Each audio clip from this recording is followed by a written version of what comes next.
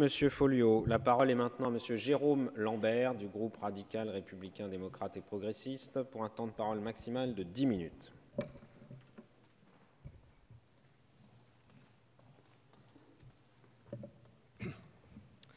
Merci, Monsieur le Président. Madame la Ministre, Madame la Présidente de la Commission des Affaires sociales, Monsieur le rapporteur Jean-Pierre Decool, chers collègues, comme l'a rappelé ma collègue Dominique Orliac lors de l'examen de cette proposition de loi en Commission des Affaires sociales, la fibrillation, qui est un trouble du rythme cardiaque pouvant conduire à une mort subite, est encore la cause de 50 000 décès par an dans notre pays. Il faut rappeler ici qu'une absence de prise en charge dans les 10 minutes réduise presque à néant les chances de survie sans séquelles d'un malade.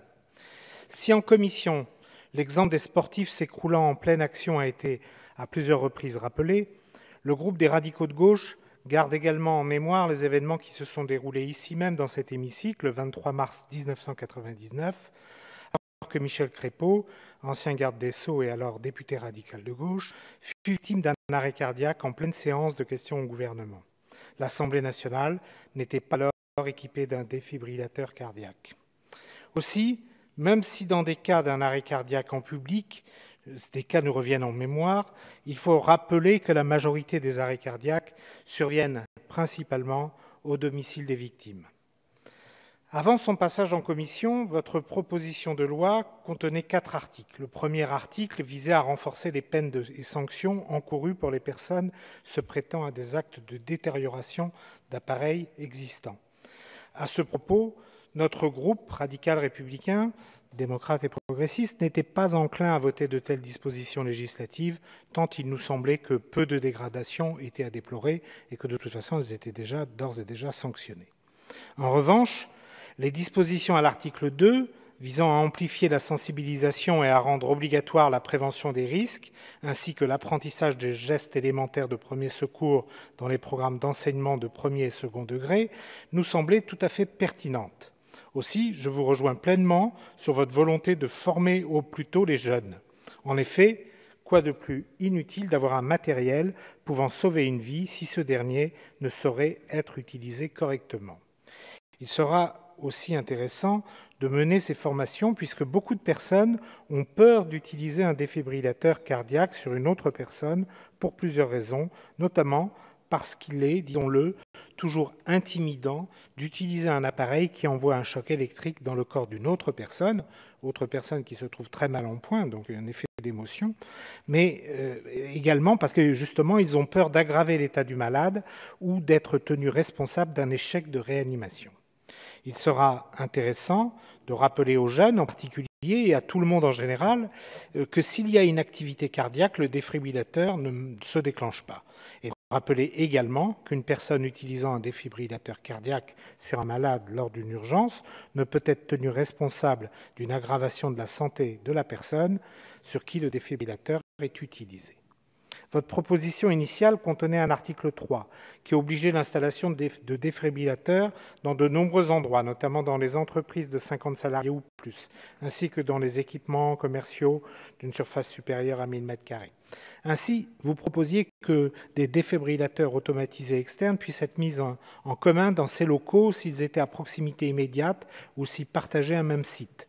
Vous proposiez les mêmes obligations par analogie pour les immeubles collectifs à usage principal d'habitation, ainsi que pour les établissements recevant du public. En commission, cet article a été supprimé, ce que je peux regretter pour ma part. Les intentions de cette proposition de loi sont donc positives et louables. Reconnaissons-le, là où il y a des défibrillateurs existants, il y a des chances de sauver des vies.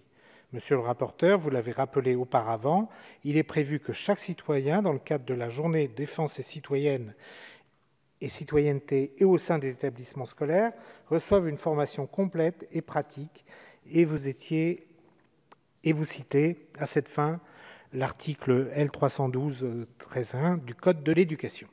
À ce titre, il est intéressant de voir ce qui se fait à l'étranger en matière de secourisme. Pour exemple, nos voisins suisses demandent à chaque candidat qui veut passer son permis de conduire de présenter un certificat de secourisme.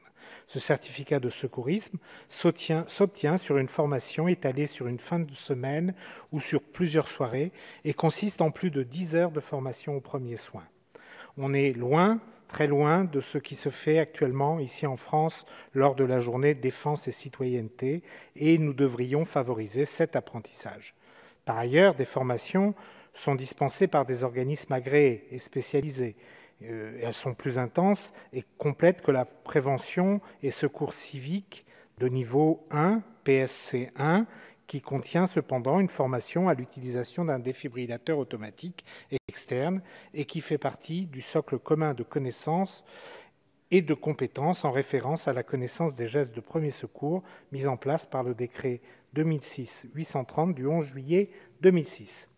En fait, la question de la disposition de défibrillateurs est analogue à la disposition des extincteurs. Ces appareils peuvent permettre de sauver des vies dans un temps extrêmement court, et cela ne peut être que bénéfique. Mais pour ce faire, il faut bien évidemment avoir les connaissances suffisantes pour savoir s'en servir, mais également disposer d'un nombre suffisant de défibrillateurs. En ce sens, votre article 3, supprimé en commission et relatif notamment à la mise en place d'un maillage territorial de défibrillateurs pour les habitations, nous semblait intéressant, même si en l'occurrence nous estimons que ces dispositions relevaient plutôt du règlement que de la loi.